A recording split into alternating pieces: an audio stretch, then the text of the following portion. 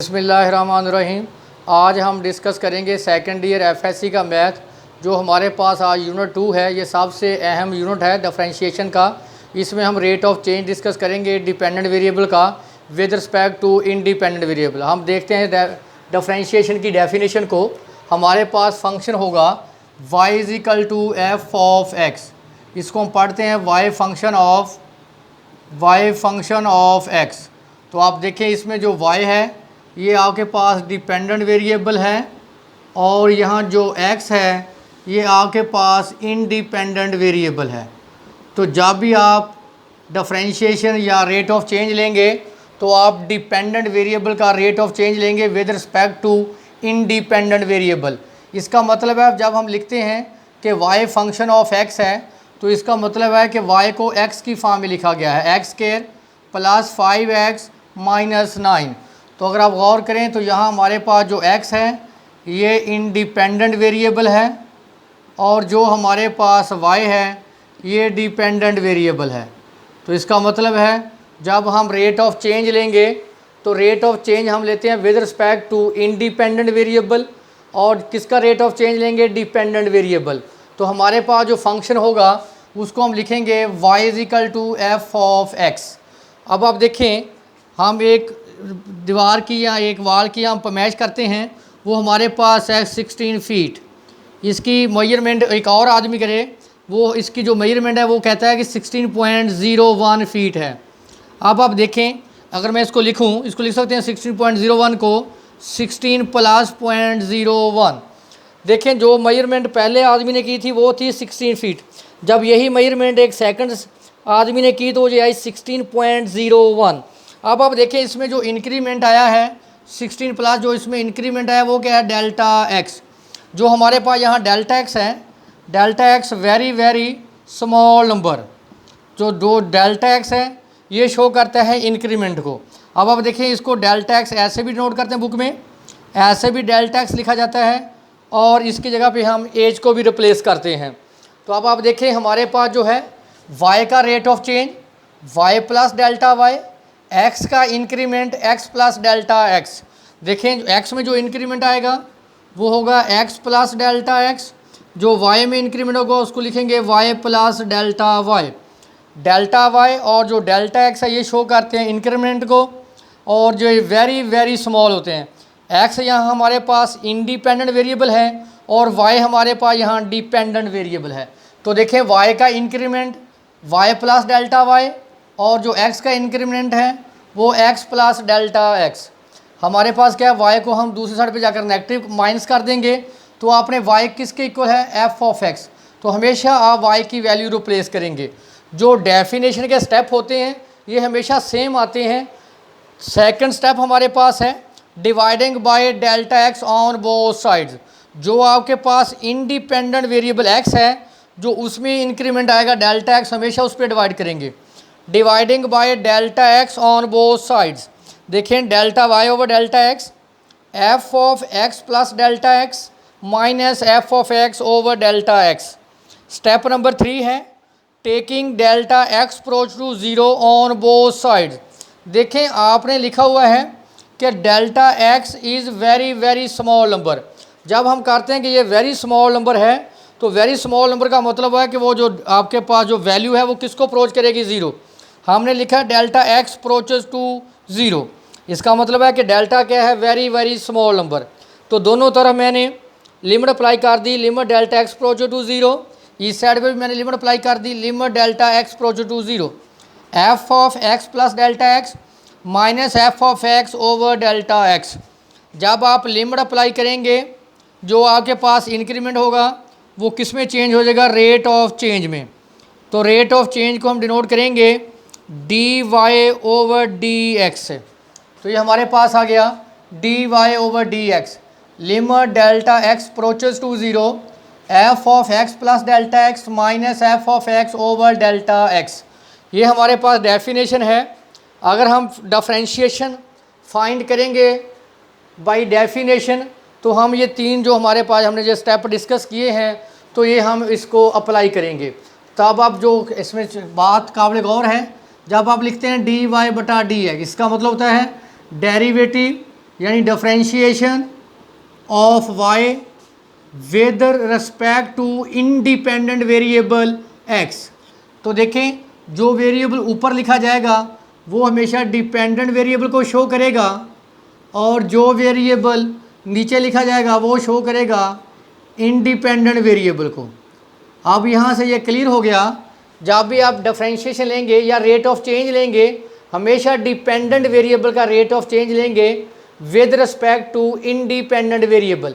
इसका मतलब जो वेरिएबल ऊपर लिखा जाएगा वो डिपेंडेंट वेरिएबल होगा, और जो वेरिएबल नीचे लिखा जाएगा वो इंडिपेंडेंट वेरिएबल होगा। तो इसको हम 3 नाम से यूज़ करते हैं। अगर बाय डेफिनेशन बोला हो, बाय डेफिनेशन, या बोला हो फर्स्ट प्रिंसिपल, या लिखा हो एब इनिशियो मेथड, तो ये एक ही बात है, तीनों यानी एक ही चीज़ के नाम है। बाय डेफिनेशन क्वेश्चन में बोला हो, फर्स्ट प्रिंसिपल बोला हो, या एब इनिशियो मेथड बोला हो, तो इसका मतलब है कि आप उसका सॉल्यूशन फाइंड करेंगे बाय डेफिनेशन। तो देखें, हमारे पास एग्जांपल नंबर 1 है f of x is equal to X square. तो ये हमारे पास जो पेज नंबर है 41, पेज नंबर 41 पे है ये, जो हमारे पास यूनिट 2 है। मैंने बोला था कि जो हमारे पास f ऑफ x है वो किसके बराबर होता है, y के। तो मैंने लेट करके इसको सपोज कर लिया y is equal to X square, इसको मैंने इक्वेशन नंबर 1 बोल दिया। अब आप देखें, वही डेफिनेशन जो स्टेप नंबर 1 है, y का increment y plus delta y, और x का increment x plus delta x। देखें, y प्लस डेल्टा y और x प्लस डेल्टा x, ऊपर उसका क्या है, स्क्वायर। तो नेक्स्ट क्या है, y इधर प्लस हो रहा है, दूसरी साइड पर जाकर क्या हो जाएगा, माइनस।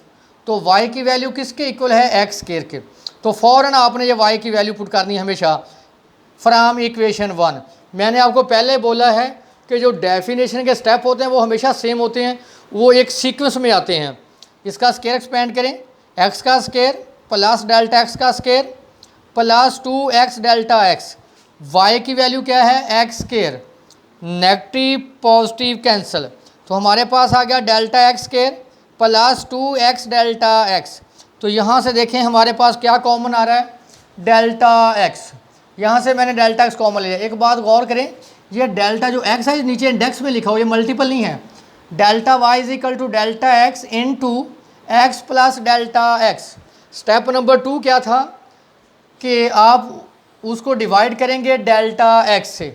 तो मैं बार बार बोल रहा हूँ कि जो आपके पास इंडिपेंडेंट वेरिएबल होगा उसके इंक्रीमेंट से डिवाइड करेंगे। तो dividing by delta x, delta y over delta x is equal to delta x से delta x cancel, delta x plus 2x। Step number 3 क्या था, आपने लिखा हुआ है कि डेल्टा x क्या है, वेरी वेरी स्मॉल नंबर। जब आप वेरी वेरी स्मॉल नंबर की बात करते हैं तो इसका मतलब है कि वो किसको अप्रोच करता है, 0 को। स्टेप नंबर 3 है taking delta x approaches to 0 on both sides. दोनों तरफ मैंने लिमिट अप्लाई कर दी, डेल्टा x अप्रोचेस 0, इस साइड पे मैंने अप्लाई कर दी limit delta x approaches to 0। जब आप लिमिट अप्लाई करते हैं जो इंक्रीमेंट होता है वो चेंज होता है रेट ऑफ चेंज में, उसको लिखते हैं dy ओवर dx, यानी डेल्टा की जगह पे क्या आ जाता है, dy। अब देखें यहाँ डेल्टा x की वैल्यू 0 पुट करें, 0 plus 2x is equal to 2x। तो देखें मैंने लिखा इसको d ओवर dx, y की जगह पे मैंने क्या रिप्लेस कर दिया, x स्क्वायर। इसका मतलब हुआ कि रेट ऑफ चेंज यानी डिफरेंशिएशन फंक्शन x स्क्वायर बराबर किसके है, 2x के। थोड़ा सा मैं एक्सप्लेन कर दूँ इसको कैसे लेते हैं डेरिवेटिव, क्योंकि कुछ लेक्चर्स के बाद हम इसको डायरेक्ट डिस्कस करना शुरू कर देंगे। अब देखिए इसकी पावर क्या है, 2 पावर आ जाएगी शुरू में, मल्टीपल बन जाएगी, उसकी पावर एक कम करेंगे तो क्या आ गया, 2x। देखें डायरेक्ट मेथड हमारा ये हुआ करेगा, पावर जो है वो शुरू में आ जाएगी, उसकी पावर को हम एक कम कर दिया करेंगे। तो देखिए हमारे पास यही डेरिवेटिव आया, क्योंकि आज हम डिस्कस कर रहे हैं by definition of differentiation. Example number 1 है कि differentiation of constant function is equal to 0, यानी थ्योरम की फॉर्म में भी इसको डिस्कस कर सकते हैं। Derivative of a constant function is 0, derivative respect to X constant function C is equal to 0। इसका मतलब है कि जो आपके अगर आपके पास कांस्टेंट फंक्शन है, यानी फॉर एग्जांपल आपके पास 2 है, डेरिवेटिव ऑफ 2 क्या होगा 0, यानी कांस्टेंट फंक्शन का डेरिवेटिव हमेशा क्या होगा 0। फॉर एग्जांपल आपके पास फंक्शन है F of X is equal to K, या आप बेशक लिख लें सी। इसका मतलब है कि आपके पास के और सी क्या है कांस्टेंट। आपके पास जो डोमेन है वो x है और जो आपके पास रेंज है वो क्या है k। देखें आप x को मुख्तलिफ वैल्यू दें, x की वैल्यू 1 पुट करें, 2 पुट करें, 3 पुट करें, y की वैल्यू क्या आपके पास आएगी, x को वैल्यू 1 दें तो y की वैल्यू जो आपके पास आएगी वो क्या आएगी कांस्टेंट k। x को वैल्यू आप 2 रिप्लेस करें तो y की वैल्यू क्या आएगी अगेन k। x को वैल्यू आप 3 देंगे तो y की वैल्यू अगेन क्या आएगी k। देखें अगर आप डोमेन के एलिमेंट को चेंज करते जाएं तो जो रेंज के एलिमेंट है वो क्या हैं सेम। इसका मतलब है कि हमारे पास जो फंक्शन है वो क्या है कांस्टेंट है। जब आपके पास कांस्टेंट फंक्शन हो इसका मतलब इसमें कोई चेंज नहीं आ रहा। अगर मैं इसको आपको ड्रा करके शो करवाऊँ आपको, ये आपके पास X axis X X coordinate है और वाई एक्सिस, ये आपके पास कांस्टेंट फंक्शन है y is equal to K. देखें 1 पे भी इसकी वैल्यू सेम है, x इज इक्वल टू 1 पे भी इसकी value k, x is equal 2 पे भी इसकी value k, x is equal to 3 पे भी इसकी वैल्यू सेम। इसका मतलब है कि कांस्टेंट फंक्शन में कोई चेंज नहीं आ रही। आपने x को वैल्यू 1 दी, फिर भी y की वैल्यू k आई, x की वैल्यू आपने 2 रिप्लेस की, y की वैल्यू k, x को वैल्यू आपने 3 रिप्लेस की, फिर भी आपके पास जो y की वैल्यू है वो क्या है k है। इसका मतलब है कि आपके पास जो फंक्शन है वो क्या है कांस्टेंट, यानी जो कांस्टेंट फंक्शन होता है उसमें कोई इंक्रीमेंट नहीं आता। फॉर एग्जांपल अगर आपके पास 2 है तो इसमें जो इंक्रीमेंट होगा वो क्या होगा 0, यानी 2 प्लस 0, 2 इज इक्वल टू 2, यानी कांस्टेंट फंक्शन में कोई भी इंक्रीमेंट कोई चेंज नहीं आता। तो आप देखिए मैंने क्या किया, मेरे पास फंक्शन क्या है c, तो मैंने फंक्शन को किसके बराबर ले लिया c के।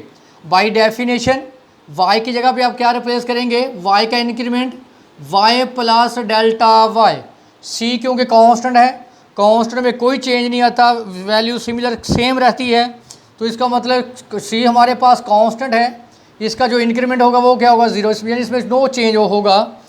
नेक्स्ट टाइम में हमने क्या किया, y को मैंने उधर माइनस कर दिया, y की वैल्यू क्या है c, y की जगह पे मैंने क्या रिप्लेस कर दिया c माइनस c क्या आ गया 0। स्टेप नंबर 2 क्या है, dividing by delta x on both sides, इसको भी डेल्टा x से डिवाइड कर दें, delta y over delta x, इसको भी डेल्टा 0 ओवर डेल्टा x। आपको पता है कि 0 ओवर डेल्टा x किसके बराबर होता है 0 के। स्टेप नंबर 3 क्या है, taking delta x प्रोच 0 on both sides, दोनों तरफ लिमिट ले लें। इस तरफ भी मैंने डेल्टा x प्रोच 0 अप्लाई कर दिया, इस तरफ भी मैंने डेल्टा x प्रोचेस टू 0 अप्लाई कर दिया। ये जब आप इंक्रीमेंट को लिमिट अप्लाई करते हैं, जो आपके पास इंक्रीमेंट होता है वो किस में चेंज होता है, रेट ऑफ चेंज में। तो हमारे पास देखें यहाँ क्या है 0। अब मैंने y की वैल्यू किसके बराबर ली, मैंने c के। आखिर पे मैंने y की जगह पे क्या रिप्लेस कर दिया c। तो इसका मतलब है कि डेरिवेटिव ऑफ कांस्टेंट फंक्शन हमेशा क्या होगा 0। यहाँ पे भी हमारे पास कांस्टेंट वैल्यू होगी, यानी कांस्टेंट नंबर होगा, उसका डेरिवेटिव हमेशा किसके इक्वल होगा 0 के।